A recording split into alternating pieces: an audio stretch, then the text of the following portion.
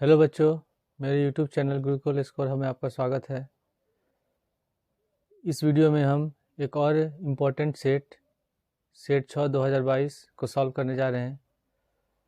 इसमें सबसे पहला क्वेश्चन है, लिखा हुआ है कि समीकरण 5x² - 3x + 2 = 0 के मूलों का योग क्या होगा।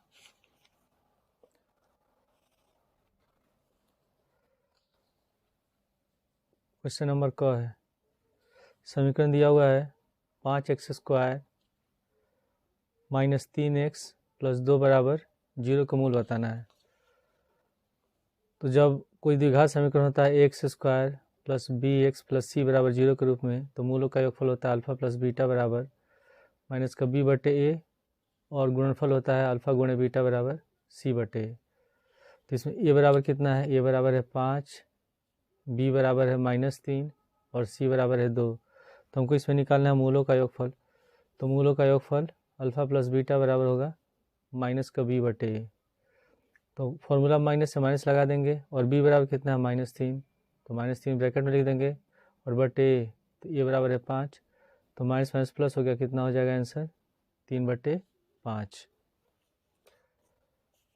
तो इसका आंसर हो जाएगा पहला 3/5। उसके बाद ख में दिया यदि 3 cot a = 4 तो सेक a का मान क्या होगा।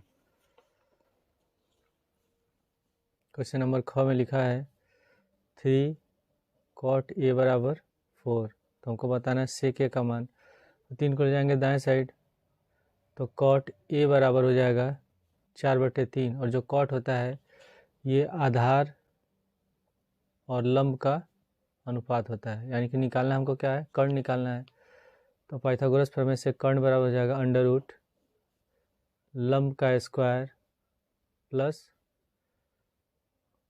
आधार का स्क्वायर। तो लंब इसमें है 3, तो लिख देंगे 3 का स्क्वायर प्लस आधार है 4, तो 4 का होल स्क्वायर हो गया। तो 3 का होल स्क्वायर हो जाएगा 9, 4 का होल स्क्वायर 16, दोनों को जोड़ेंगे 16 9 25, और 25 का वर्गमूल होता है 5। अब हमको निकालना है सेक a का मान। जो सेक होता है कॉस का उल्टा होता है, कॉस का होता है आधार बटे कर्ण, तो सेक का हो जाएगा कर्ण बटे आधार। तो कर्ण कितना निकला है, कर्ण निकला है 5 और आधार है 4, तो आंसर हो जाएगा 5/4। तो ख का आंसर हो जाएगा दूसरा। इसके बाद क्वेश्चन नंबर ग है कि समीकरण x - y = 2 और x + y का हल क्या होगा। तो इसमें y माइनस में है, इसमें y प्लस में है, तो हम इसको विलोपन विधि से हल कर देंगे, एलिमिनेशन मेथड से। क्वेश्चन नंबर ग में पहला समीकरण है x - y = 2, इसको मान लेंगे समीकरण 1, और दूसरा समीकरण है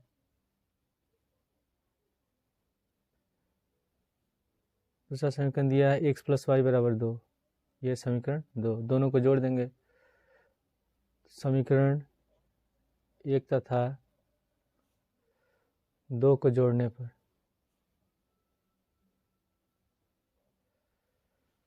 दोनों को जोड़ेंगे तो पहला समीकरण है हमारा x - y = 2 और दूसरा है x + y = 2।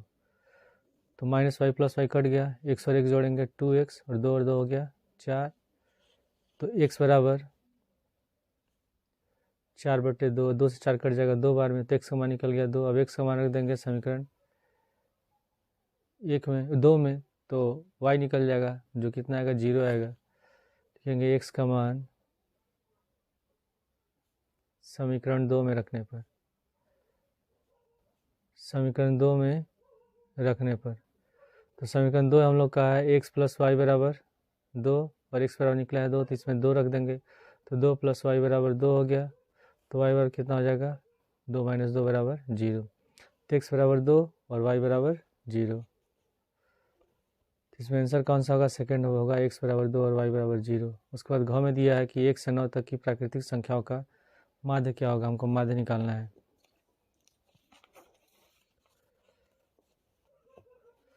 तो 1 से 9 तक की प्राकृतिक संख्याएं पहले लिखेंगे। क्वेश्चन नंबर घ में 1 2 3 4 5 6 7 8 9। तो माध्य बराबर क्या होता है, माध्य बराबर होता है पदों का योगफल पदों का योगफल बटे पदों की संख्या। तो हम सबको जोड़ देंगे, 1 से लेकर 9 तक जोड़ेंगे। तो यहाँ लिखेंगे 1 + 2 + 3 + 4 + 5 + 6 + 7 + 8 + 9 और बटे कितना है, टोटल कितना है, 1 2 3 4 5 6 7 8 9 है। तो 9 से भाग दे देंगे, अब सबको जोड़ देंगे। तो 2 1 3 3 6 4 10 5 15 15 6 21 7 28 28 8 36 और 9 45 45 बटे 9 और 9 से 45 कटेगा 5 बार में, तो इसका आंसर हो गया 5। तो घ का आंसर हो जाएगा दूसरा 5। उसके बाद अंग है कि यदि किसी बारंबारता बंटन का माध्य 20.5 है और माध्यिका 20 है तो बहुलक ज्ञात कीजिए। बहुलक क्या होगा हमको बताना है। इसमें माध्य है, माध्य दिया है 20.5 और माध्यिका है 20, तो हमको बहुलक निकालना है। तो बहुलक बराबर होता है 3 गुणे माध्यिका माइनस 2 गुणे माध्य, ये फॉर्मूला होता है। तो 3 गुणे माध्यिका कितनी है, माध्यिका 20 है, तो 20 लिख देंगे, माइनस 2 गुणे माध्य है 20.5, तो 20.5 लिखेंगे। 20 में 30 से गुणा कर देंगे 60, माइनस इससे गुणा करेंगे तो कितना हो जाएगा 41, और घटाएंगे तो 10 में से 11 9 5 में से 19 हो गया इसका आंसर। तो अंक का आंसर हो जाएगा तीसरा 19। उसके बाद चित्र में दिया है कि त्रिभुज ABC के आधार BC के समांतर रेखाखंड PQ खींचा गया। ये PQ BC के समांतर है और PQ और BC का अनुपात दिया है 1:3। तो हमको बताना है AP और BP का अनुपात क्या होगा। तो इसके लिए हम दोनों त्रिभुज को सिद्ध करेंगे समरूप। जब दोनों त्रिभुज समरूप हो जाएंगे तो संगत भुजाओं का अनुपात बराबर होगा। क्वेश्चन नंबर 6, वो फिगर ड्रॉ कर लेते हैं पहले।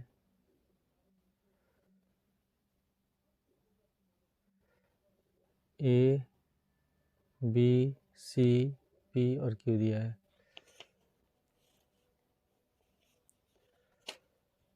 तो पहले हम दोनों इसको समांतर सिद्ध करेंगे, इसको सिद्ध करेंगे समरूप। तो ये PQ इसके समांतर है, लिखेंगे त्रिभुज ABC में PQ समांतर BC। तो ये कोण और ये कोण दोनों बराबर होगा, संगत कोण है। ये भी इसके बराबर होगा, संगत कोण है, और कोण ये दोनों में कॉमन है, तो दोनों त्रिभुज समरूप हो जाएगा। तो लिखेंगे त्रिभुज APQ तथा त्रिभुज ABC में कोण A बराबर कोण A, ये हो गया कॉमन, यानी कि उभयनिष्ठ लिख देंगे इसको, ठीक है। उसके बाद कोण APQ बराबर कोण B, कोण APQ बराबर कोण B, ठीक है। कौन सा कोण है, संगत कोण, अंग्रेजी में कहते हैं कॉरस्पॉन्डिंग एंगल, संगत कोण है। तो इसलिए त्रिभुज APQ समरूप होगा त्रिभुज ABC के। और रूल कौन सा लग रहा है, एंगल एंगल समरूपता से दोनों त्रिभुज समरूप होगा। तो दो त्रिभुज समरूप होते हैं, संगत भुजाओं का अनुपात बराबर होता है, यानी कि हम लिख सकते हैं तब AP बटे AB बराबर, AP का संगत भुजा AB हो गया, इसमें AP का संगत भुजा AB है। उसी तरह AQ की संगत भुजा AC है, AQ बटे AC बराबर PQ बटे BC, PQ बटे BC, ठीक है। और बड़ा ये कितना है, 1/3 है, इसका अनुपात दिया है 1/3, 1/3 दिया है PQ और BC का। अब यहाँ हमको केवल इससे मतलब है, AP और PB से मतलब है, तो हम क्या करेंगे, इसको इसके बराबर लिखेंगे, 1/3 के बराबर लिखेंगे। तो लिख देंगे AP बटे AB बराबर 1/3। अब हम इसको उल्टा कर देंगे, तो ये हो जाएगा AB बटे AP बराबर 3/1, ठीक है।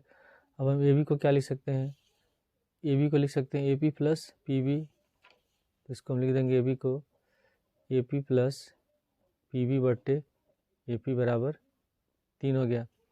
अब इसको अलग अलग पद में लिख देंगे, तो AP बटे AP प्लस PB बटे AP बराबर 3।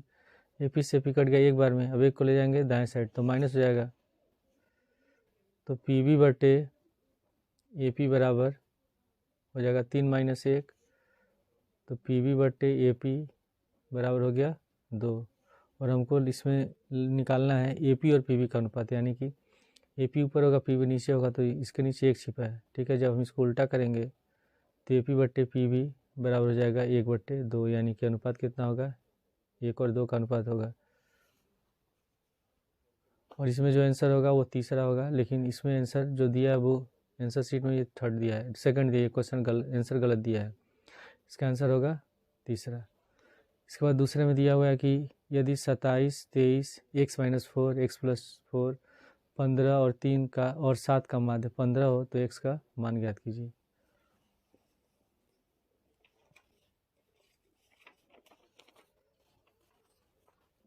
तो माध्य का सूत्र होता है माध्य बराबर पदों का योगफल बटे पदों की संख्या। ये फॉर्मूला हम यूज़ करेंगे। इससे माध्य दिया है 15, तो 15 लिख देंगे बराबर पदों का योगफल। तो पहले 27 प्लस उसके बाद है 23, फिर प्लस x - 4 दिया है, तो x - 4 ये एक पद हो गया, इसको ब्रैकेट में से लिख देते हैं x - 4, फिर दिया है x + 4, ये अलग पद हो गया। उसके बाद है 15, फिर 3 और 7 और बट्टे, सबको गिन लेंगे हम लोग कितना है। तो 1 2 3 4 5 6 7, 7 पद हैं। अब अगले स्टेप में क्या करेंगे, 7 को ले जाएंगे बाएं साइड, 15 में 7 से गुणा कर देंगे, तो 15 छक्के 90, 15 सत्ते 105 बराबर। अब इसको जोड़ते हैं, इसमें -4 और +4 तो कट गया, x और x जोड़ेंगे 2x प्लस, इसको जोड़ेंगे 27 और 23 50, 50 और 15 होगा 65, 65 3 68, 68 7 75, 75 को ले जाते हैं बाएं साइड, तो 105 - 75 बराबर 2x, घटाएंगे तो 5 5 का 0, 10 7 गया 3, तो x बराबर कितना हो जाएगा 30/2, कितने बार घटेगा 15, तो x समान निकल गया 15। इसके बाद अगला क्वेश्चन ख, एक मीनार की ऊंचाई 20 मीटर है, जमीन पर बनने वाली इसकी छाया 20√3 मीटर है, तो सूर्य का उन्नयन कोण ज्ञात कीजिए।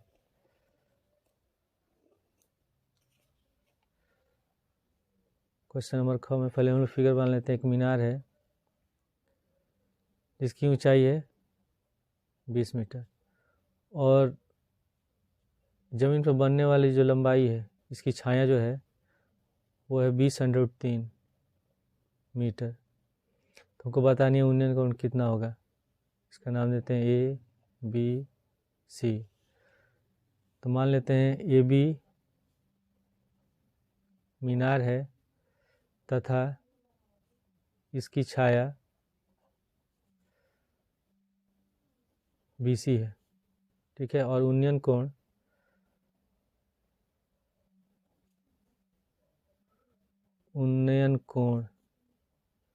कौन सा कोण है, कोण ए सी बी बराबर थीटा। तो हमको कोण बताना है, तो इसमें लंब और आधार किस में आएगा, tan में आता है। तो हम लिखेंगे त्रिभुज ए बी सी में tan थीटा, कोण इसमें कितना बन रहा है, थीटा बन रहा है, तो tan थीटा बराबर हो जाएगा लंब बटे आधार, यानी कि 20/20√3। तो 20 से 20 कट गया, तो tan थीटा बराबर 1/√3, और 1/√3 tan थीटा का मान होता है 30 डिग्री। यहाँ लिखेंगे tan थीटा बराबर tan 30 डिग्री, tan से tan कैंसिल हो गया, तो थीटा बराबर कितना हो गया 30 डिग्री, यानी कि उन्नयन कोण कितना बनेगा 30 डिग्री बनेगा। इसके बाद है क्वेश्चन नंबर 11, 10 व्यक्तियों के भार का माध्य 45.65 किलोग्राम है, तो उनके भारों का योगफल क्या होगा। तो ये क्वेश्चन बहुत सिंपल है, हम क्या करेंगे, सीधे जो माध्य दिया है उसमें हम 10 से गुणा कर देंगे, तो आंसर आ जाएगा 456.5 किलोग्राम। हम क्यों करते हैं ये भी मैं बता देता हूँ। क्वेश्चन नंबर ग में माध्य बराबर हम लिख सकते हैं, माध्य बराबर भारों का योगफल, ठीक है, बटे व्यक्तियों की संख्या। व्यक्तियों की संख्या। तो इसमें व्यक्तियों के भारों का योगफल लिखेंगे और माध्य इसका दिया है, माध्य है 45.65 किलोग्राम। हमको निकालना है कि जो व्यक्ति है उनके भारों का योगफल क्या होता है। हम लिख देंगे भारों का योगफल बटे व्यक्तियों की संख्या कुल मिला के दिया इसमें 10।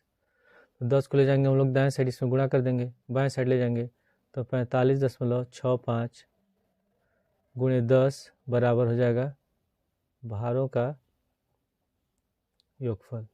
ठीक है, अब दशमलव का गुणा कैसे करेंगे, क्या करेंगे हम, दशमलव मान लेते हैं, दशमलव नहीं है, 10 से गुणा करेंगे तो हो जाएगा 45,650। ठीक है, इसमें कितने अंक पर दशमलव है, 2 अंक पर, तो हम दाएं साइड से गिनेंगे 2 अंक पर दशमलव, 1 2 और यहाँ दशमलव लग जाएगा। भारों का योगफल, तो दशमलव के बाद जो ये जीरो होता है इसका वैल्यू कोई नहीं होता, तो हमारा आंसर क्या हो जाएगा 456.5 किलोग्राम। ये आंसर हो गया। इसके बाद फिर अगला क्वेश्चन, गौ में दिया कि यदि द्विघात समीकरण 2x² - 5x + k बराबर 0 के मूल बराबर हैं तो k का मान ज्ञात कीजिए। जब मूल बराबर होते हैं तो व्युत्कर होता है उसका मान 0 के बराबर होता है, यानी कि b² - 4ac बराबर हो जाएगा 0। क्वेश्चन नंबर घ में द्विघात समीकरण दिया है 2x² - 5x + k = 0। तो इसे तुलना करेंगे तो a बराबर हो गया 2, b बराबर -5 और c बराबर k। कंडीशन है इसमें कि मूल बराबर है, मूल बराबर है, तो जब मूल बराबर होंगे तो जो व्युत्कर होगा d बराबर हो जाएगा 0, यानी कि b² - 4ac = 0। b बराबर है -5, तो यहाँ लिखेंगे -5 का होल स्क्वायर -4 गुणे a बराबर है 2 और c बराबर है k बराबर 0। -5 का होल स्क्वायर होगा 25 -4 दूनी 8 के बराबर 0।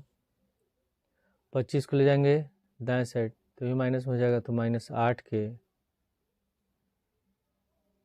बराबर -25 माइनस हो गया प्लस, तो k बराबर हो गया 25/8, यानी कि k का मान जब 25/8 होगा तो समीकरण के मूल बराबर होंगे।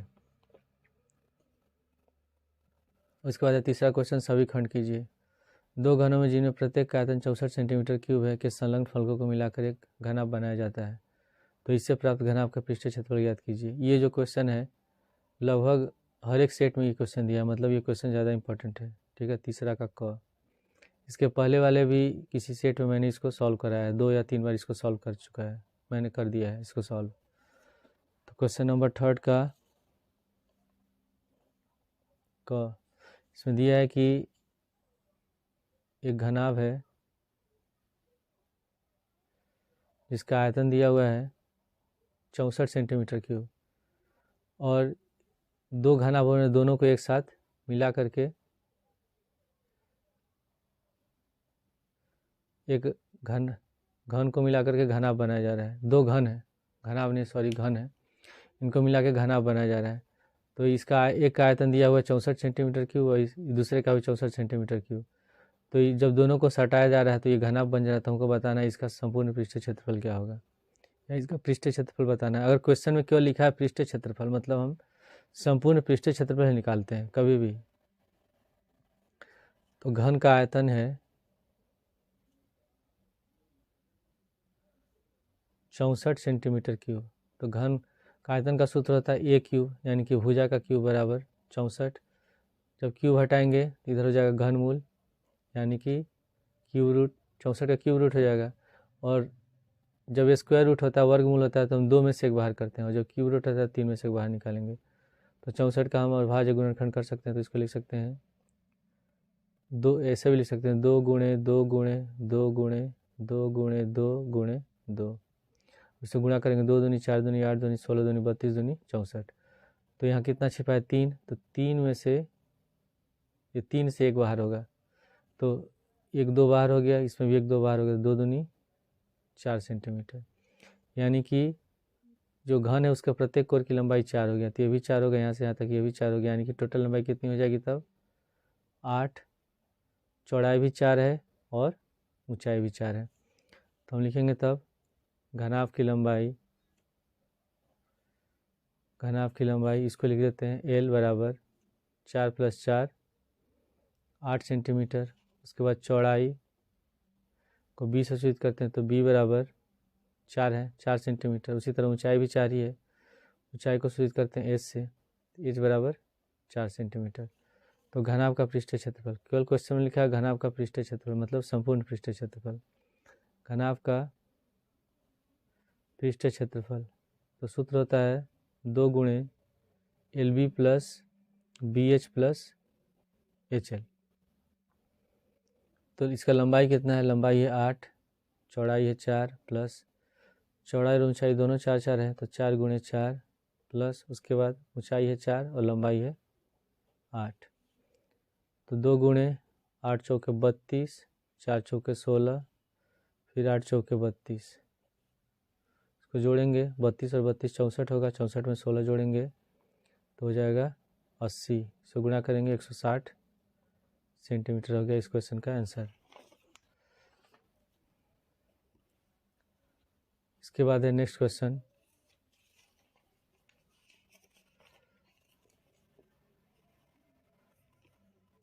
यह निम्नलिखित सारणी में माध्यिका ज्ञात कीजिए। वर्गांतराल और बारंबारता दिया, इसका हमको निकालना है माध्यिका।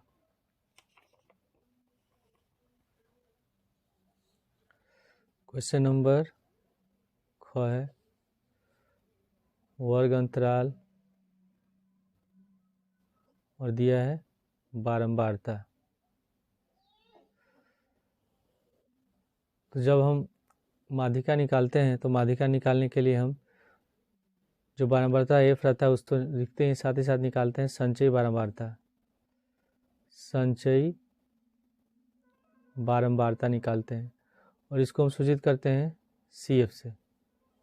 ठीक है, तो वर्ग अंतराल इसमें दिया हुआ है, पहले 0 से 10 और लास्ट है 50 60 तक, 10 से 20, 20 से 30, 30 से 40, 40 से 50 और 50 से 60 तक ही दिया हुआ है। बारंबारता है 7, 12, 18, 15, 10 और 3, यह है बारंबारता। अब हम निकालेंगे संचयी बारंबारता, तो जोड़ेंगे इसको 7 को लिख देंगे ऐसे, 7 हो गया। इसके बाद अब 7 में 12 जोड़ेंगे, 12 7 19, 19 में 18 जोड़ेंगे तो हो जाएगा 37, 37 से 15 जोड़ेंगे 52, 52 में 10 जोड़ेंगे 62 और 62 में 3 जोड़ेंगे 65। ये भी जोड़ने पर इतना ही आना चाहिए। 7 2 9 8 17, 17 5 22 और 3 25 का 5 5 से बचा 2, 2 1 3 1 4 1 5 1 6 65 है, यानी कि n बराबर निकल गया 65। अब हम निकालते हैं क्या, n/2 निकालते हैं तो 65/2 हो जाएगा। भाग देंगे तो 32.5। ठीक है, तो ये 32.5 किसमें हम देखेंगे, संचयी बारंबारता में। तो कम वाला हो तो होगा नहीं, 19 नहीं होगा, कौन सा होगा, 37 वाला पद होगा। तो ये हमारा हो गया माध्यक वर्ग। तो इसमें जो वर्ग अंतराल की निम्न सीमा है उसको हम लिखते हैं L से, L हो गया। ये बारंबारता वर्ग है तो ये से होगा 18 और संचयी बारंबारता होता है तो माध्यक वर्ग के ठीक पहले वाली जो संचयी बारंबारता होती है, यानी कि हमारा CF हो गया। और H होता है जो वर्ग अंतराल के बीच का अंतर होता है। तो हम L बराबर लिख लेंगे 20, F बराबर लिखेंगे 18, CF बराबर हो जाएगा 19 और H बराबर कितना है 10। तो बहुलक का सूत्र होता है, बहुलक नहीं सॉरी माध्यिका है, माध्यिका का सूत्र होता है L + n/2 माइनस CF/F गुणे H, ये फार्मूला होता है। तो L कितना है, L है 20, क्या लिख देंगे हम लोग 20 प्लस n/2 निकला 32.5, तो 32.5 माइनस CF है 19/F है 18 गुणे 10। अब इसको 2 से काट देंगे 5 बार में, ये कट जाएगा 9 बार में, तो हो जाएगा 20 प्लस, अब 32.5 में से 19 घटाएंगे तो 32 में से सीधे 19 घटा देते हैं, 12 में से 9 गया 3, और 2 में से गया 1, तो 13.5 गुणे 5/9। तो अब इसको हम गुणा कर देंगे 5 से, तो 20 प्लस 5 × 5 = 25 और 13 × 5 = 65, 267, तो 67.5/9। ठीक है, अब इसको भाग देंगे 9 से, तो भाग देंगे तो आएगा 9 से 63 और 7 × 35, 7 5 जोड़ेंगे तो आंसर हो जाएगा हमारा 27.5। ये हो गया आंसर। अब इसके बाद नेक्स्ट क्वेश्चन,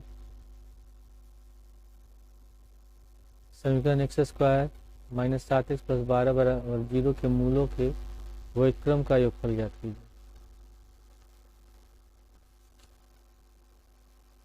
तो पहले इसमें द्विघात समीकरण दिया है ग में x² - 7x + 12 = 0।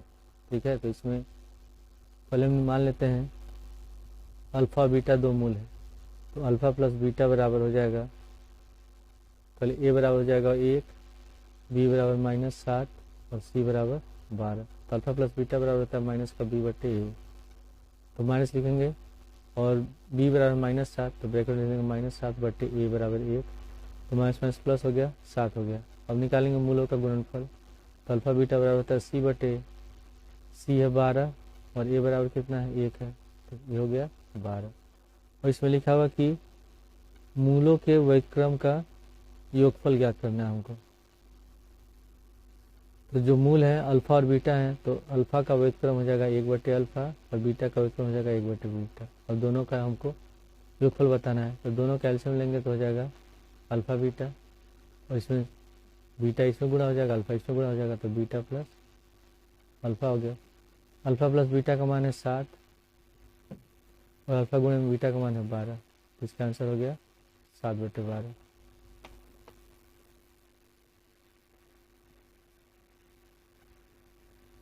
अब इसके बाद है क्वेश्चन नंबर घ। दो संख्याओं का योगफल 85 है। यदि बड़ी संख्या छोटी संख्या के 4 गुने से 5 अधिक है तो संख्या ज्ञात कीजिए। तो इसको हम एक चर के रैखिक समीकरण में आसानी से हल कर सकते हैं, 2 चर में भी हल हो सकता है। इसको मैं एक चर के रैखिक समीकरण में हल करता हूँ।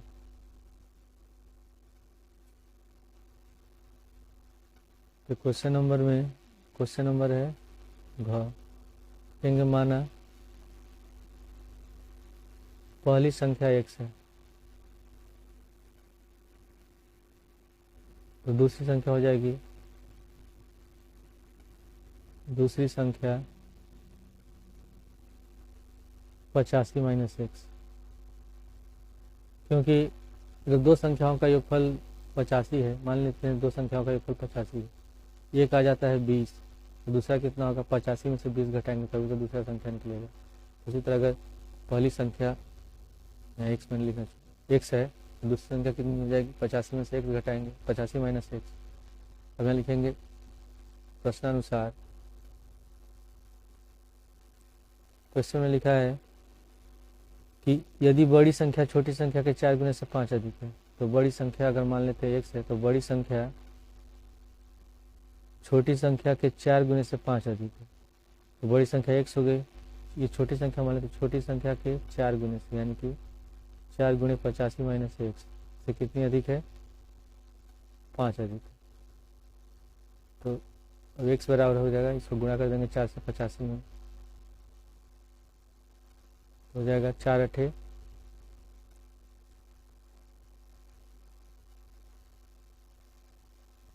4 5 20 और 4 8 32 और 2 34, 340 - 4x + 5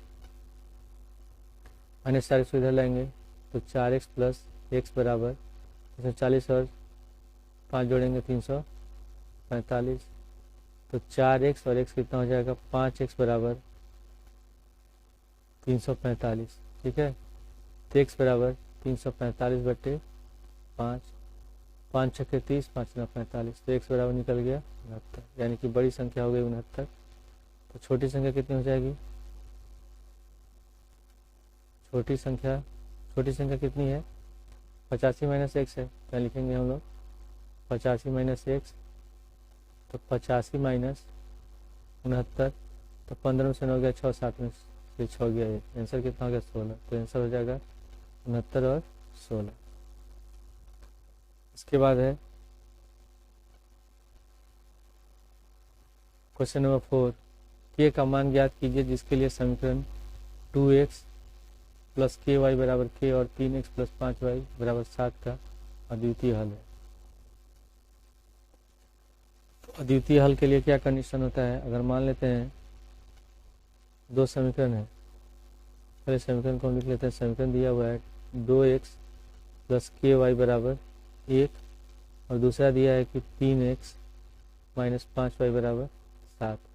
तो जब हम इस तरह के समीकरण को हल करते हैं तो हम इसको हमेशा लिखते हैं 1x plus b1y plus c1 बराबर 0 के रूप में, यानी कि दाएं साइड कोई भी पद नहीं रहेगा, सब किधर रहेंगे, बाएं साइड आएंगे। और दूसरा समीकरण होता है a2x प्लस b2y और प्लस c2 बराबर 0। और इसमें लिखा है कि अद्वितीय हल है। तो अद्वितीय हल के लिए कंडीशन क्या होता है कि a1/a2 is not equal to b1/b2, यानी कि a1 और a2 का अनुपात b1 b2 के अनुपात के बराबर नहीं है। तो इसको हम लिख सकते हैं तब 2x प्लस के वाई माइनस 1 बराबर 0 हो गया समीकरण 1, और ये हो जाएगा 3x माइनस 5y माइनस 7 बराबर 0 होगा समीकरण 2। अब इसमें a1 बराबर लिखेंगे पहले। तो a1 बराबर कितना हो जाएगा इस पहले समीकरण में 2, b1 बराबर k और c1 बराबर हो गया माइनस 1। इसके बाद फिर a2 निकालेंगे तो a2 बराबर 3, b2 बराबर हो गया माइनस का 5 और c2 बराबर है माइनस 7। तो अद्वितीय हल के लिए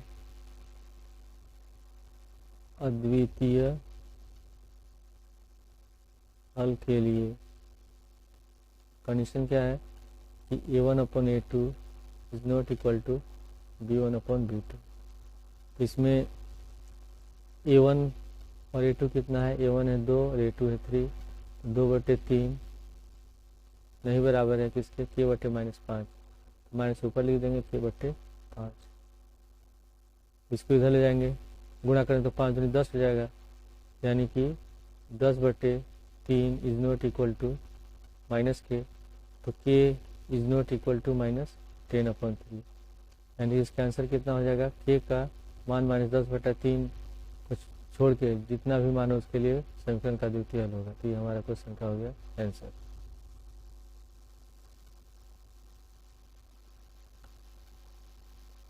और इसके बाद है क्वेश्चन नंबर 6, एक शंकु के आधार की त्रिज्या 3.5 सेंटीमीटर है और ऊंचाई 12 सेंटीमीटर है। तो शंकु की तिर्यक, ऊंचाई और आयतन ज्ञात कीजिए।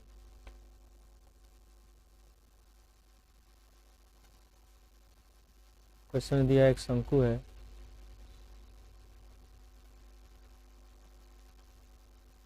इसके आधार की त्रिज्या है 3.5 सेंटीमीटर, आधार की त्रिज्या होगी ये 3.5 सेंटीमीटर है और इसकी ऊंचाई है 12 सेंटीमीटर। ये ऊंचाई दी हुई 12 सेंटीमीटर, हमको निकालना है इसकी तिर्यक ऊंचाई एल निकालना है।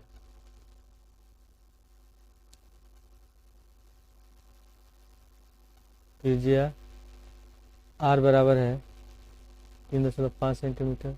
अगर दशमलव में हल करने में दिक्कत होता है तो हम क्या कर सकते हैं, इसके लिए दशमलव हटा देंगे तो हो जाएगा 35/10, ठीक है। तो 5 बार में ये 7 बार में कट जाएगा, 5 से आगे कटेगा 2 बार में, तो 7/2 सेंटीमीटर लिख सकते हैं, ऐसे भी हल कर सकते हैं इसको। और ऊंचाई है, ऊंचाई h बराबर दिया है 12 सेंटीमीटर। सूत्र होता है तिर्यक ऊंचाई निकालने, यानी कि तिरछी ऊंचाई, तिरछी ऊंचाई का सूत्र होता है L बराबर √h² प्लस r²। तो h बराबर है 12, तो 12 का होल स्क्वायर, और r है 7/2, तो 7/2 का होल स्क्वायर पूरे का रूट। तो 12 का होल स्क्वायर हो जाएगा 144 प्लस 7 का होल स्क्वायर 49 और 2 का हो जाएगा 4 पूरे का रूट। गुणा करेंगे तो 4 चौके 16 का 6, 14 चौके 56, 157, 576 प्लस 49/4, और इसको जोड़ेंगे तो हो जाएगा 625/4, और 625 का वर्गमूल होता है 25 और 4 का हो जाएगा 2, यानी कि 25/2 सेंटीमीटर निकल गया तिरछी ऊंचाई। ठीक है। अब हमको निकालना है इसका आयतन। तो शंकु का आयतन का सूत्र होता है आयतन बराबर 1/3 पाई आर स्क्वायर एच। तो 1/3 पाई का मान है 22/7, त्रिज्या है 7/2 का होल स्क्वायर और ऊंचाई कितनी है 12। तो 1/3 गुणे 22/7 गुणे इसको लिख सकते हैं 7/2 गुणे 7/2 गुणे 12। तो 3 से 12 कट जाएगा 4 बार में, 7 से 7 कट गया, फिर 2 से 4 कटेगा 2 बार में और 2 से 2 कट गया 1 बार में। तो बचा कितना 22 और 7। तो 22 और 7 को गुणा करेंगे तो कितना आ जाएगा, ये होगा 7 दूनी 14, 154 सेंटीमीटर क्यूब। आयतन का सूत्र होता है सेंटीमीटर, तो 154 सेंटीमीटर क्यूब हो गया इसका आंसर। अब इसके बाद है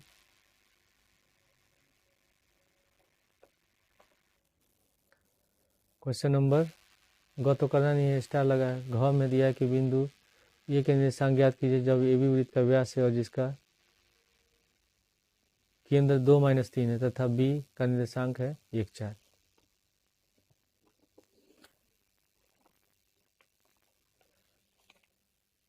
एक वृत्त है, इसका व्यास है ए बी व्यास है और केंद्र ओ का निर्देशांक दिया है इसमें 2-3 और बी का निर्देशांक है 1-4। तो हमको बताना है कि ए का निर्देशांक क्या होगा। एक इसको मान लेते हैं XY। तो हम जानते हैं कि जो वृत्त का ये जो डायमीटर है जिसको हम कहते हैं व्यास, व्यास का जो केंद्र होता है ये इसको 2 बराबर भाग में बांटता है, यानी कि ये इसका मध्य बिंदु होगा। तो इसमें हम यूज़ करेंगे मध्य बिंदु निर्देशांक का सूत्र। तो मध्य बिंदु निर्देशांक होता है मध्य बिंदु निर्देशांक का सूत्र होता है XY बराबर x1 plus x2/2 y1 plus y2/2। तो इसमें हमारा ये हो जाएगा x1 y1, ये x2 y2, ये xy। तो x बराबर 2 है, ठीक है, तो हम यहाँ 2 लिख देंगे, फिर कॉमा y के बराबर 3 है तो -3 लिख देंगे। उसके बाद बराबर x1 प्लस x2 यानी कि x प्लस 1, तो x plus 1/2 y1 plus y2 यानी कि y प्लस 4/2, तो y प्लस 4/2 हो गया। अब हम x वाले पद को एक साथ हल करेंगे, y वाले पद को एक साथ हल करेंगे, तो 2 बराबर हो जाएगा x प्लस 1/2, 2 को ले जाएंगे 2 से गुणा करेंगे, 2 दूनी 4 बराबर x प्लस 1, तो 4 में से घटा देंगे 3, तो x बराबर निकल गया 3। उसी तरह y वाले पद को हल करेंगे तो -3 बराबर y प्लस 4/2, 2 से -3 में गुणा करेंगे -6 बराबर y प्लस 4, तो +4 को इधर जाएंगे बाएं साइड तो -4 हो जाएगा, तो -6 और -4 हो जाएगा -10, तो y बराबर हो गया -10, यानी कि ये भी का निर्देशांक होगा 3, -10। पांचवा, सभी खंड कीजिए, सिद्ध कीजिए कि 2 + √3 एक अपरिमेय संख्या है। तो इस तरह क्वेश्चन को जिसमें अपरिमेय सिद्ध करना है तो हमेशा क्या पहले मानते हैं, पहले मानते हैं कि ये परिमेय संख्या है।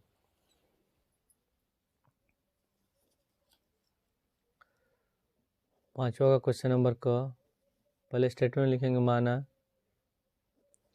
2 + √3 एक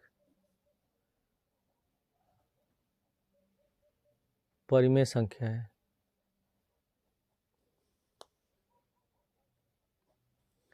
तो जो परिमेय संख्या है तो इसे किस रूप में लिख सकते हैं, इसको लिख सकते हैं a/b के रूप में या p/q के रूप में, जहाँ a तथा b सहअभाज्य संख्या है। सहअभाज्य संख्या कहते हैं जिसका HCF 1 होता है। उसके बाद हम क्या करेंगे, 2 को ले जाएंगे दाएं साइड, तो √3 बराबर हो जाएगा a/b - 2।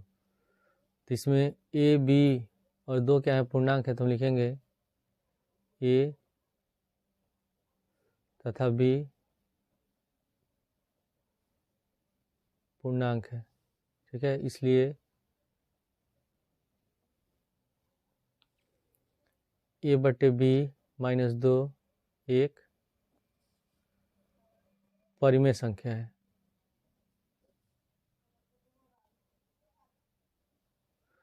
तो जब ए बटे बी माइनस 2 परिमेय संख्या है तो √3 परिमेय होगा, तो लिखेंगे इसलिए √3 एक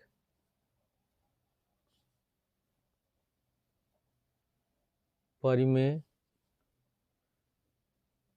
संख्या है। लेकिन हम जानते हैं कि जो √3 होता है ये क्या होता है, ये एक अपरिमेय संख्या है, परंतु √3 एक अपरिमेय संख्या है। और यह ऐसा क्यों हुआ है, क्योंकि हम लोगों ने 2 + √3 को क्या माना है, परिमेय संख्या माना है। तो हम लिखेंगे यह विरोधाभास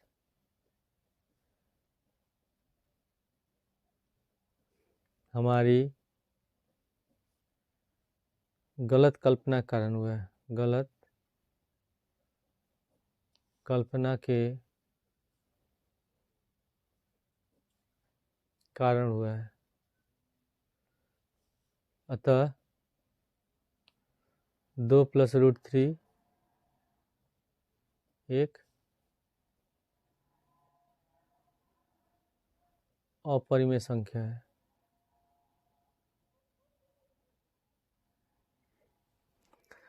इसके बाद है क्वेश्चन नंबर ख, यदि cos थीटा बराबर 4/5 तो sin थीटा गुणे cos theta plus tan square theta का मान ज्ञात कीजिए।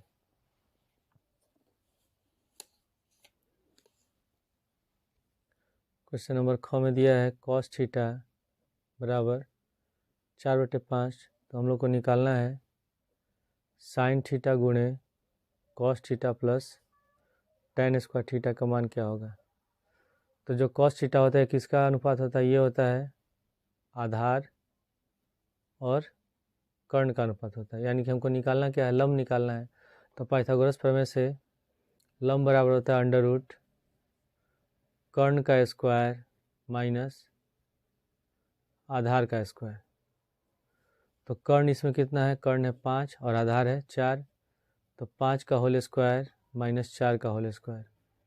5 का होल स्क्वायर हो गया 25, 4 का होल स्क्वायर हो गया 16, 25 में 16 घटाएंगे 9 और 9 का वर्गमूल हो जाएगा 3, यानी कि लंब निकल गया 3। अब हमको निकालना है sin थीटा का मान। तो sin थीटा बराबर होता है लंब बटे कर्ण। तो लंब निकला है 3 और कर्ण है 5, तो 3/5 हो गया। उसके बाद फिर हमको निकालना है tan का मान। तो tan थीटा बराबर होता है लंब बटे आधार। लंब है 3 और आधार है 4, तो 3/4 हो गया। अब हम इसको हल करना है तो इसको लिख लेंगे और इसमें इसका मान रख देंगे। तो sin थीटा गुणे cos theta plus tan square theta. तो sin थीटा बराबर है 3/5, 3/5 लिखेंगे गुणे cos थीटा बराबर है 4/5, तो लिख देंगे 4/5 प्लस tan थीटा बराबर 3/4, तो 3/4 का होल स्क्वायर। तो 4 × 12, 5 × 5 = 25 बराबर 3 का होल स्क्वायर हो गया 9, 4 का होल स्क्वायर 16, और 16 और 25 का एलसीएम निकालेंगे। तो 25 में 16 से गुणा करें तो 25 × 150, हासिल बचा 15, 25 और 15 हो जाएगा 40, 400। 16 में 12 से गुणा कर देंगे तो 16 दूनी 32 और 16 3 19 192 और 25 नवा होता है 225। इसको जोड़ देंगे तो 5 2 7, 9 2 11, 2 1 3 1 4, 417/400। अगला क्वेश्चन है क्वेश्चन नंबर ग, यदि बिंदु A0 फिर 0, B तथा 1 - 1 संरेख है तो सिद्ध कीजिए कि 1/A - 1/B बराबर 1। तो अगर 3 बिंदु संरेख होते हैं तो इनका क्षेत्रफल होता है, त्रिभुज का क्षेत्रफल जो होता है 0 होता है। और ये क्वेश्चन किससे है, निर्देशांक ज्यामिति से है। क्वेश्चन नंबर है ग, इसमें दिया है कि बिंदु A, 0, 0, B तथा 1, -1 संरेख है।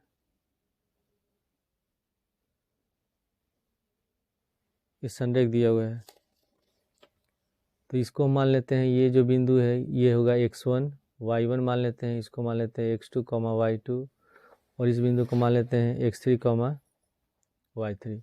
तो जब तीन बिंदु संरेख होते हैं तो इसका सूत्र होता है 1/2, फिर x1 लिखेंगे ब्रैकेट में y2 - y3 प्लस x2, और यहाँ हो जाएगा y3 - y1 और प्लस x3 y1 - y2 बराबर 0।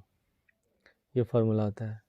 तो अगर हम 2 को ले जाएंगे दाएं साइड तो 0 हो जाएगा, तो बचेगा कितना, x1 ही बच गया। तो x1 का मान, x1 बराबर है a, तो यहाँ a लिख देंगे, फिर ब्रैकेट में y2 b है माइनस y3 है -1, तो माइनस माइनस हो जाएगा प्लस, उसके बाद x2 कितना है, x2 है 0, y3 -1 माइनस y1 0, फिर प्लस उसके बाद है x3 है 1, तो 1 लिख देंगे, गुणे y1 है 0 और y2 है b, तो 0 - b बराबर 0।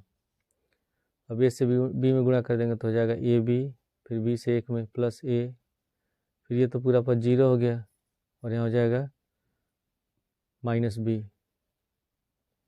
बराबर 0। अब हम इसमें ए बी को ले जाते हैं दाएं साइड, तो a - b बराबर माइनस का b हो गया। अब इसमें से हम क्या करेंगे, अगर माइनस कॉमन ले लेते हैं तो ये हो जाएगा b - a, माइनस वाला पद प्लस, प्लस वाला माइनस बराबर माइनस का b, माइनस माइनस हो गया कैंसिल, तो b - a बराबर हो गया ab। अब दोनों पक्षों में ab से भाग देंगे क्योंकि हमको बराबर में एक सिद्ध करना है, तो दोनों पक्षों में ab से भाग देने पर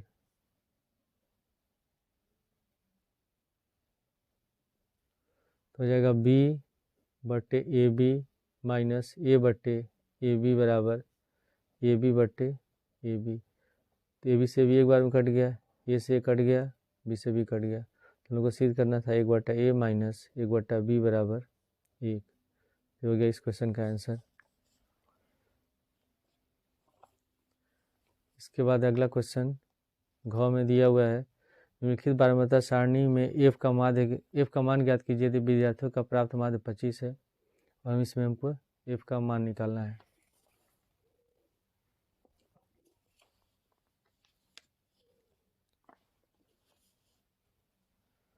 क्वेश्चन नंबर घ, प्राप्तांक दिया हुआ है, फिर बारंबारता, और जब माध्य निकालते हैं तो हम बारंबारता दे रहा था, उसके बाद फिर हम क्या निकालते हैं, मध्यमान निकालते हैं xi, फिर निकालते हैं fi और xi।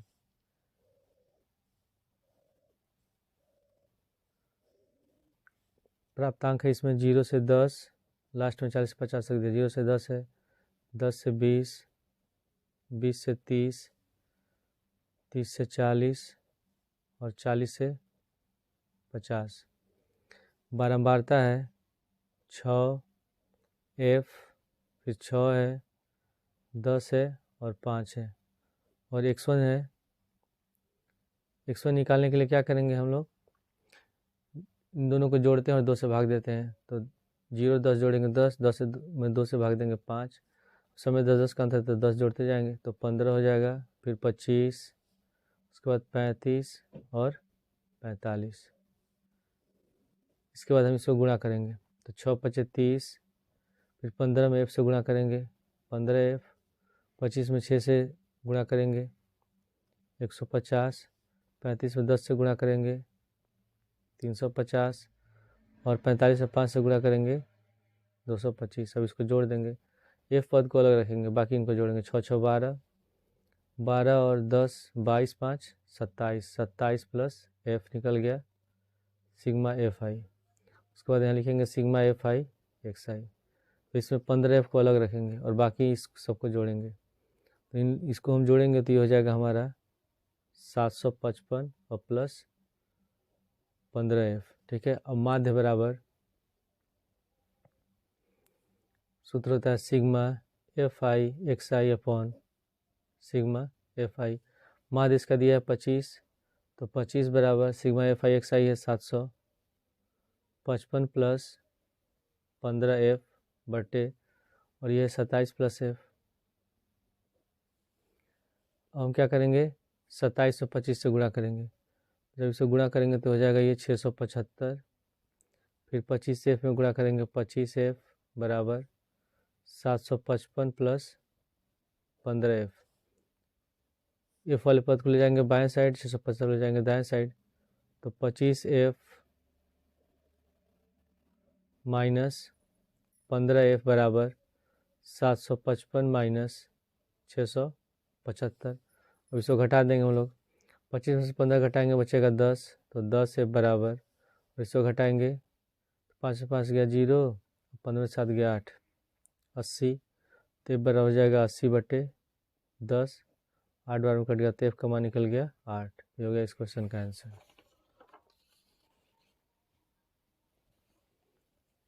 अब है क्वेश्चन नंबर 6। एक लंबवृत्तीय बेलनाकार ठोस के आधार और शिखर दोनों अर्धगोलाकार हैं। बेलनाकार भाग का व्यास 14 सेमी है और कुल ऊंचाई 30 सेमी है। तो ठोस का संपूर्ण पृष्ठ ज्ञात कीजिए और पाई का मान दिया है 22/7। क्वेश्चन दिया है कि एक लंबवृत्तीय बेलनाकार ठोस है, जिसके दोनों शिखर अर्धगोलाकार है। इस तरह दोनों शिखर जो दिया है अर्धगोलाकार दिया है, और इसका जो व्यास है, ये व्यास दिया हुआ है 14 सेंटीमीटर, 14 सेंटीमीटर है, और इसकी कुल ऊंचाई यहाँ से यहाँ तक जो ठोस है इसकी ऊंचाई है 30 सेंटीमीटर। तो हमको बताना है पूरे संपूर्ण ठोस का पृष्ठीय क्षेत्रफल क्या होगा, संपूर्ण पृष्ठ क्षेत्रफल। तो जब ये 14 दिया हुआ है तो त्रिज्या कितना हो जाएगा, त्रिज्या हो जाएगा 7, यहाँ भी 7 होगा। ठीक है, तो अब हमको अगर बेलनाकार भाग का निकालना ऊंचाई, तो हम 30 में 7 और 7 14 जोड़ के क्या करेंगे, पहले 7 और 7 जोड़ेंगे 14 हो गया, और 30 में 14 घटा देंगे तो ये हो जाएगा हमारा 16। यानी कि ऊंचाई कितनी हो जाएगी बेलनाकार भाग की, 16 हो जाएगी, और त्रिज्या दोनों का सेम है। तो पहले हम लिखेंगे व्यास बराबर 14 सेंटीमीटर, यह है 6वां का क्वेश्चन।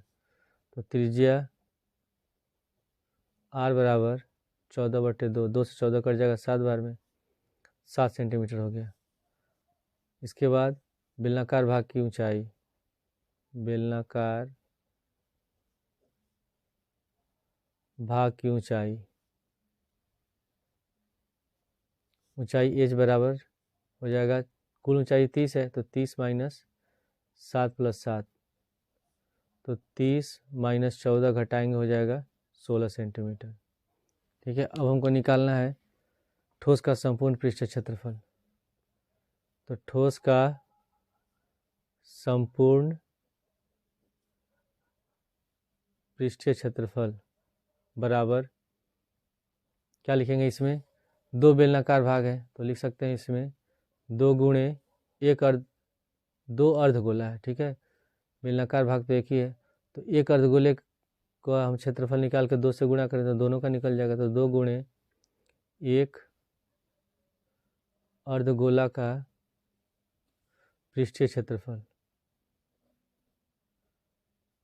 प्लस बेलनाकार भाग का पृष्ठीय क्षेत्रफल, बेलनाकार भाग का पृष्ठीय क्षेत्रफल।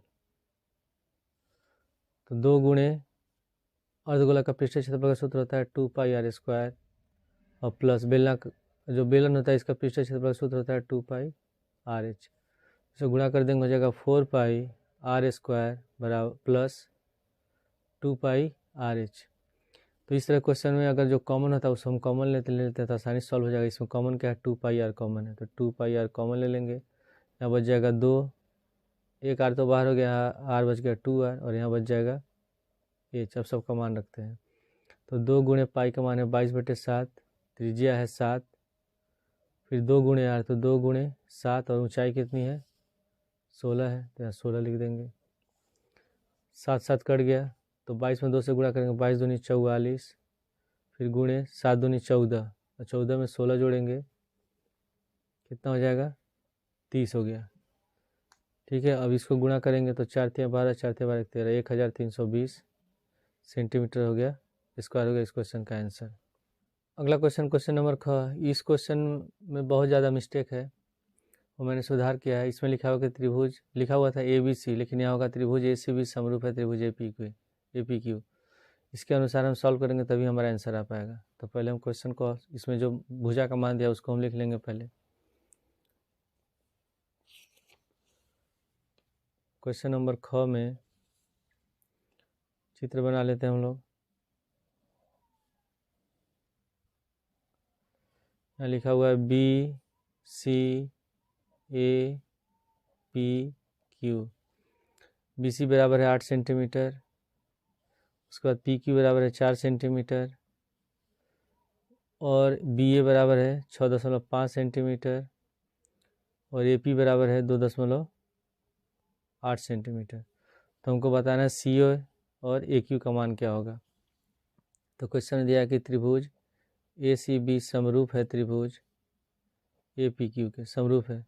जब दो त्रिभुज समरूप होते हैं तो संगत भुजा का अनुपात बराबर होता है, यानी कि AC का संगत भुजा AP होगा, तो AC/AP बराबर, उसी तरह AB का संगत भुजा AQ, AB/AQ, और BC का संगत भुजा PQ, तो BC/PQ।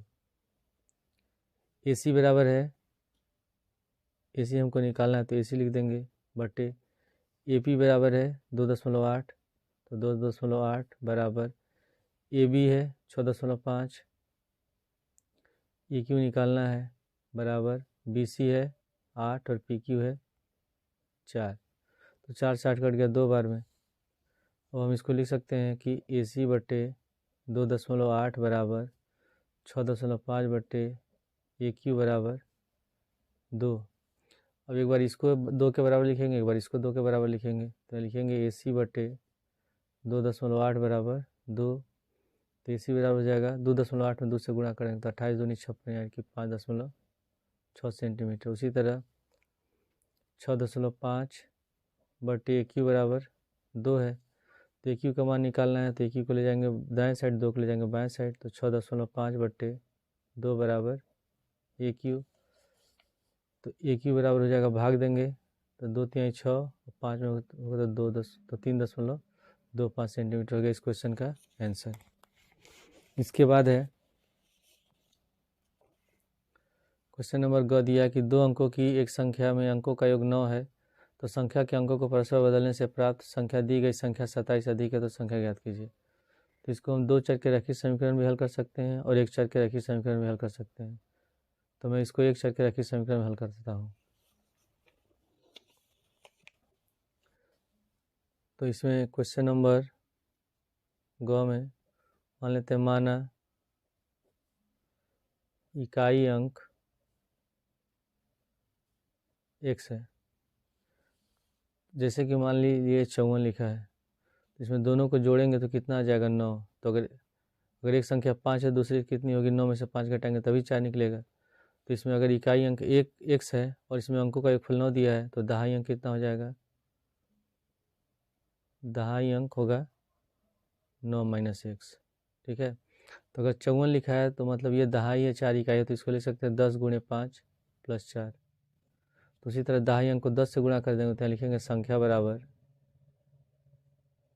10 × 9 - x, और इकाई अंक है x, तो x को जोड़ देंगे तो हो जाएगा 90 - 10x + x, यानी कि कितना हो जाएगा 90 - 9x, ये होगी संख्या। फिर दिया है कि इसमें अंक, संख्या के अंकों को परस्पर पलटने पर तो निकालेंगे कौन सी संख्या होगी। यहाँ लिखेंगे संख्या के अंकों को पलटने से प्राप्त नई संख्या। अब यहाँ लिखा हुआ है 54। अगर हम इसके संख्या के अंकों को पलट देते हैं तो कितना हो जाएगा? 45 हो जाएगा। जो दहाई है इकाई के जगह चला जाएगा, इकाई अंक दहाई के जगह चला जाएगा, तो इसको हम लिख सकते हैं तब 4 × 10 + 5। तो उसी तरह इसमें इकाई अंक x है और तो दहाई हो गया और ये हो गया इकाई, ये संख्या हो जाए 9 - 1 इकाई हो गया। इसको लिखेंगे 10 × x + 9 - x। तो 10x में से x घटाएंगे तो 9x + 9। तो प्रश्नानुसार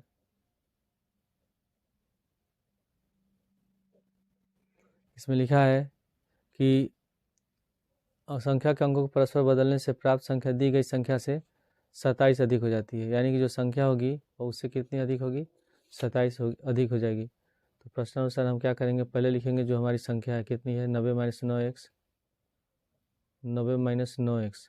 जो ये संख्या है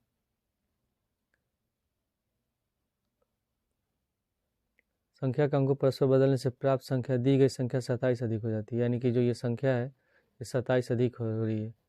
तो हम बैलेंस करने के लिए क्या करेंगे? तब इसमें से हम 27 घटा देंगे या इसमें 27 जोड़ सकते हैं, तो इसमें हम 27 घटा देंगे तो 9x + 9 - 27।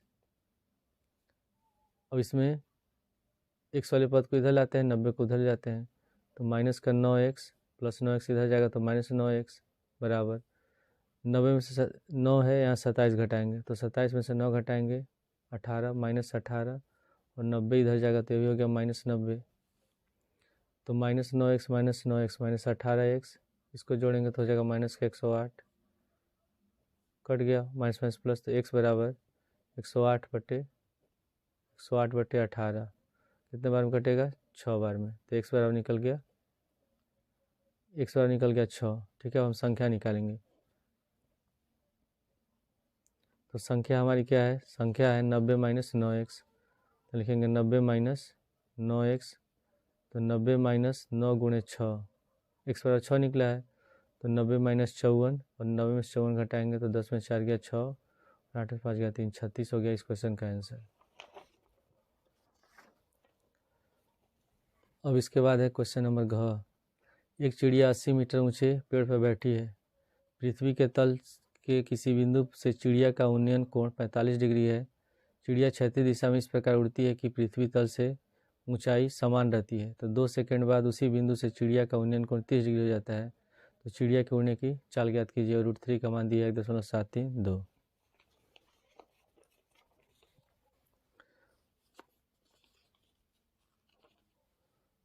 क्वेश्चन नंबर है घ। पहले हम चित्र बना लेते हैं। ये पेड़ की ऊंचाई है, 80 मीटर ऊंचे पेड़ पर चिड़िया बैठी है जिसका उन्नयन कोण एक बिंदु से बन रहा है 45 डिग्री और ये पेड़ की ऊंचाई है 80 मीटर। उसके बाद फिर क्वेश्चन दिया कि चिड़िया क्षैतिज दिशा में इस प्रकार उड़ती है, ऐसे उड़ती जा रही है और पृथ्वी तल से जो ऊंचाई है समान है। तो 2 सेकंड बाद उसका उन्नयन कोण हो जाता है 30 डिग्री। तो मान लेते हैं ये बिंदु है और यहाँ से इसका उन्नयन कोण हो जा रहा है 30 डिग्री, ये कोण हो गया 30 डिग्री। तो हमको बताना है कि चिड़िया की चाल क्या है।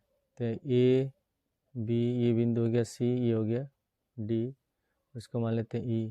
यानी कि समय दिया हुआ है C से B तक जाने में 2 सेकंड लग रहा है। तो अगर हम दूरी निकाल लेते हैं CB तो चाल बराबर है दूरी बटे समय।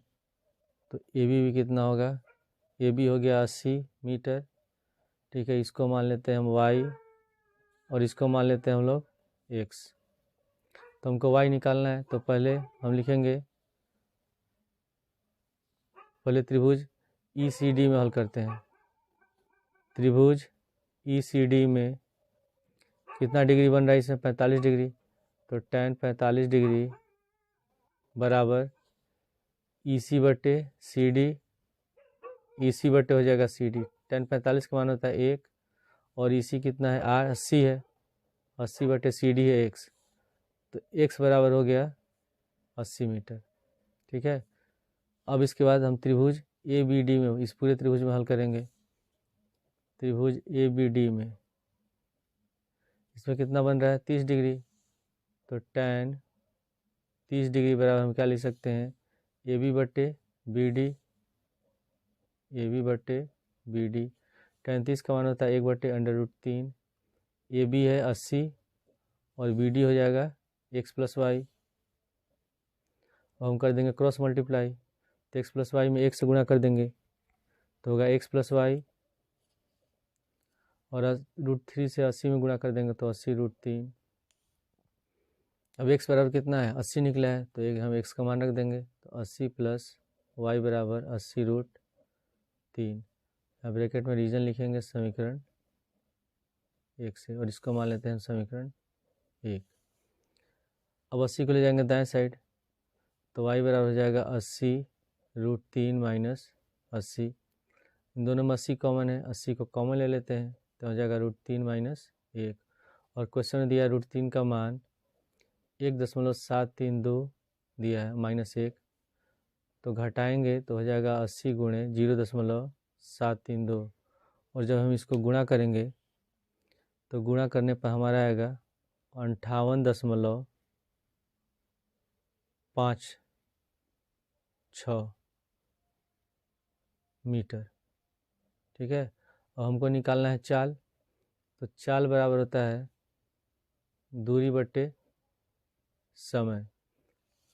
चिड़िया को सी से बी तक जाने में 2 सेकंड का समय लग रहा है, और दूरी है y निकली है कितनी है 58.56, लिखेंगे 58.56/2, तो 2 से भाग देंगे इसमें, तो 29 दूनी 58 और 28 दूनी 56, तो 29.28 मीटर प्रति सेकंड हो गया इस क्वेश्चन का आंसर। अगला क्वेश्चन 7वां का, एक रेलगाड़ी 63 किलोमीटर की दूरी किसी निश्चित औसत चाल से तय करती है, और फिर 72 किलोमीटर की दूरी प्रारंभिक चाल से 6 किलोमीटर प्रति घंटा अधिक औसत चाल से तय करती है। यदि यह दूरी पूरी यात्रा 3 घंटे में तय की गई है तो प्रारंभिक औसत चाल क्या थी। तो हम क्या करेंगे, दोनों केस में हम निकालेंगे रेलगाड़ी द्वारा लगा समय। जब 63 किलोमीटर की दूरी तय करती है रेलगाड़ी, और जब 72 किलोमीटर की दूरी 6 किलोमीटर प्रति घंटा की अधिक चाल से दूरी तय करती है, और दोनों मिला के 3 घंटे समय नहीं लग रहा है, तो दोनों में समय निकाल के हम क्या करेंगे, दोनों को जोड़ के बराबर में 3 लिख देंगे और सॉल्व कर देंगे क्वेश्चन को। क्वेश्चन नंबर 7 का है, तो माना रेलगाड़ी की प्रारंभिक औसत चाल x किलोमीटर प्रति घंटा है। फिर हम निकालेंगे 6 किलोमीटर प्रति घंटा चाल बढ़ने पर प्राप्त नई चाल, तब कितनी हो जाएगी, चाल हो जाएगी x + 6 किलोमीटर प्रति घंटा। ठीक है, अब हम उसके बाद हम दोनों केस में निकालेंगे समय। तो पहले में लिखा हुआ है कि 63 किलोमीटर है, तो 63 किलोमीटर की दूरी प्रारंभिक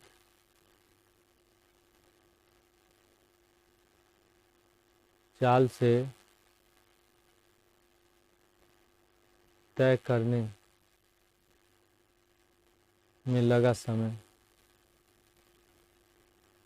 तो समय कितना हो जाएगा, समय का सूत्र होता है समय बराबर दूरी बटे चाल। दूरी है 63 और प्रारंभिक चाल कितनी है x, तो 63/x किलो घंटे हो जाएंगे, ये समय निकल रहा है। ठीक है, फिर उसके बाद निकालेंगे 72 किलोमीटर की दूरी, 72 किमी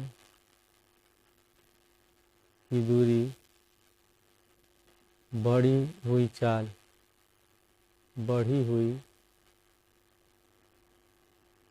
चाल से तय करने में लगा समय। तो समय बराबर दूरी बटे चाल, दूरी है 72 और नई चाल कितनी है x + 6 घंटे। तो प्रश्नानुसार हम लिखेंगे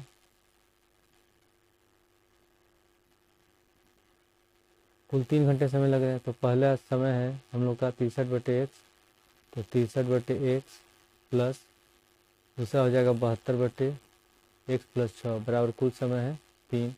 तो दोनों कैल्शियम ले लेंगे, दोनों कैल्शियम हो जाएगा x गुणे x प्लस 6, x प्लस 6 से 63 में गुणा कर देंगे, तो 63 में x से गुणा करेंगे 63x प्लस 63 में 6 से गुणा करेंगे 3 छक्के 18 और 6 छक्के 36 x 37 378 प्लस 1 से 72 गुणा कर देंगे 72x बराबर 3।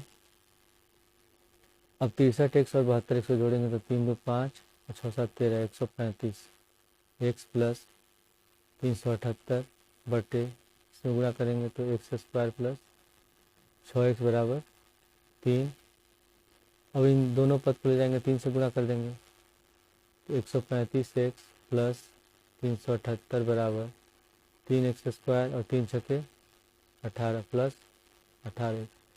अब इन दोनों पद को ले आएंगे बाएं साइड तो माइनस का 3x square minus 18x plus 135x plus 378 बराबर 0। यहाँ का माइनस 3x स्क्वायर, अब 135 से 18 घटाएंगे 15 में से 8 गया 7 और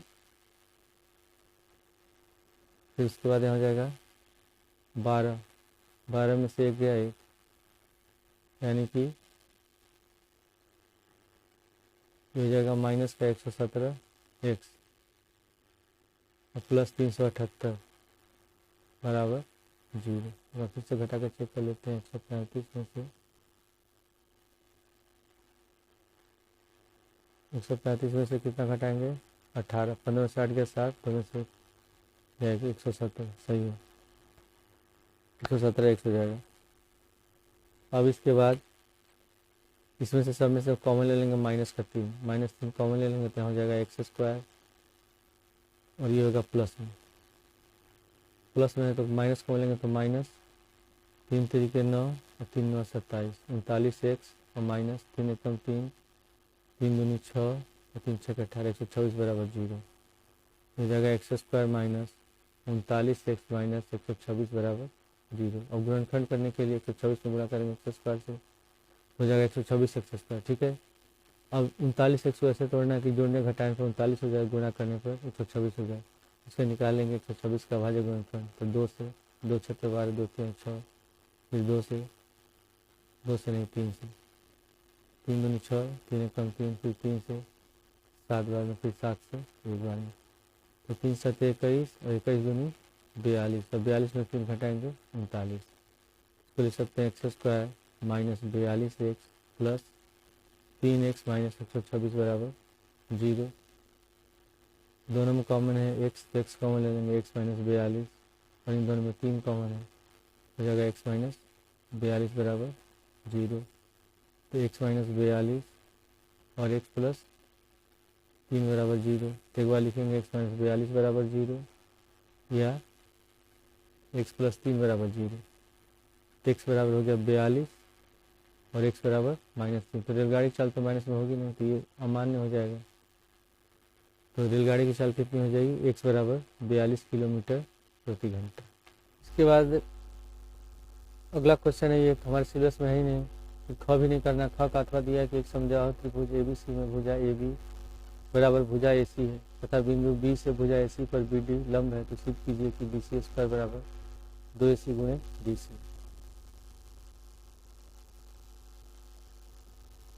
क्वेश्चन नंबर 7 का ख का अथवा चित्र बना लेते हैं। दिया कि ABC एक समद्विबाहु त्रिभुज है, इसमें BD लंब है AC पर। तो हमको सिद्ध करना है कि BC स्क्वायर बराबर 2AC गुणे DC। तो पहले हम गिवन लिख लेंगे। दिया है त्रिभुज ABC में AB बराबर AC, ये गिवन है और BD लंब है AC पर, ठीक है। सिद्ध करना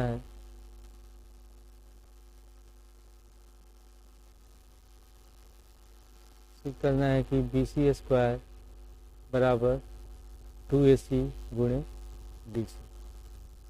तो इसको सिद्ध करने के लिए हम इसमें यूज़ करेंगे पाइथागोरस प्रमेय। तो पहले लिखेंगे त्रिभुज ए डी बी में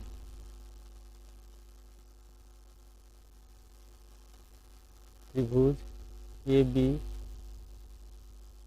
डी में कर्ण ए बी हो गया, ये लंब हो गया, ये आधार हो गया, ए बी स्क्वायर बराबर हम लिख सकते हैं बी डी स्क्वायर और प्लस ए डी स्क्वायर। ठीक है, हम इसमें से बी डी का मान निकाल लेंगे, तो इसको हम लिख देंगे A B square minus A D square बराबर बी डी स्क्वायर, और इसको मान लेंगे समीकरण 1। ठीक है, अब इसके बाद त्रिभुज बी डी सी में हल करेंगे। त्रिभुज बी डी सी में ये कर्ण हो गया बी सी, तो बी सी स्क्वायर बराबर लिखेंगे B D square plus C D square, तो बी सी स्क्वायर बराबर C D square plus B D square. अब इसमें हम क्या करेंगे, बी डी का मान रख देंगे समीकरण 1 से, तो बी सी स्क्वायर बराबर सी डी स्क्वायर प्लस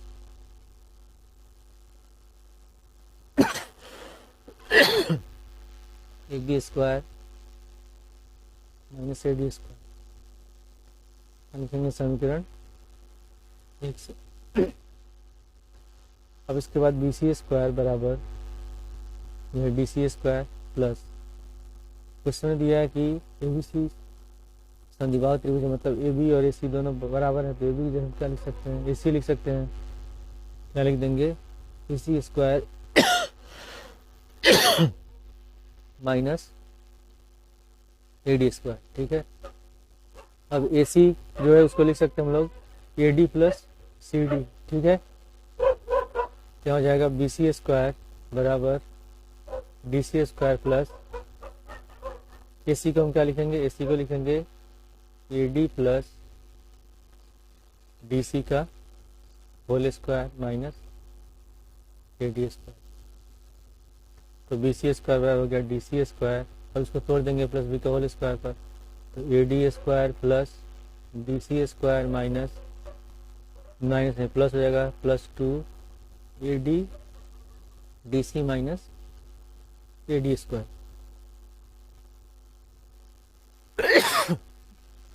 ये दोनों कट जाएगा, सॉरी खांसी आ रहा है। अब इसमें डी सी और डी सी को जोड़ देंगे, तो बी सी स्क्वायर बराबर हो जाएगा 2 D C square plus 2 A D D C. अब दोनों में कॉमन क्या है, 2 डी सी कॉमन है, तो बी सी स्क्वायर हम कॉमन ले लेते हैं 2 डी सी, यहाँ बच जाएगा डी सी प्लस यहाँ बच गया ए डी, तो बी सी स्क्वायर बराबर 2 डी सी और D C plus A D, D C plus A D को जोड़ेंगे तो क्या हो जाएगा ए सी, और यही हम लोग को सिद्ध करना था, तो बी सी स्क्वायर बराबर हो गया 2 ए सी गुणे डी सी। इसके बाद है ये सेट खत्म हो गया, फिर अगले वीडियो में हम लोग अगले सेट को सॉल्व करेंगे।